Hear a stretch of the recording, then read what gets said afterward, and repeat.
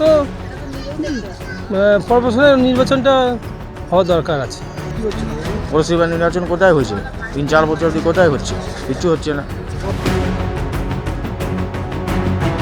একদিকে পাইপলাইনে ফাটল আর তার মধ্যেই ধস, জোড়া দুর্ভোগে নাজেহাল হাওড়া পুর এলাকার নাগরিকেরা।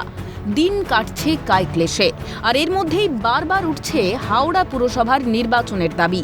এই সংক্রান্ত মামলাও হয়েছে আদালতে। তো ভোট করানোর জন্যেই মামলায় তো কোথাও চিফ জাস্টিসের বেঞ্চ বলেননি যে ভোট করাবেন না, ভোটের উপর কোথাও তো স্থগিতাদেশ নেই।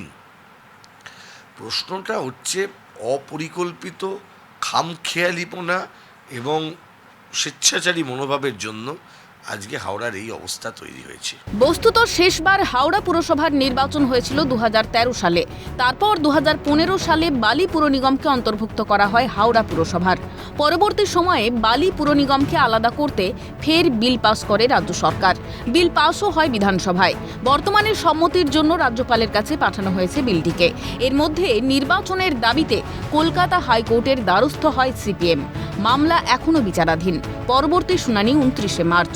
হাওড়া পুর নির্বাচন সংক্রান্ত কী নির্দেশ দেয় হাইকোর্ট, নজর এখন সেদিকেই। ক্যামেরায় শান্তন চক্রবর্তীর সঙ্গে মাফিজুল ইসলাম ও দেবকুমার দেবের রিপোর্ট, ক্যালকাটা নিউজ।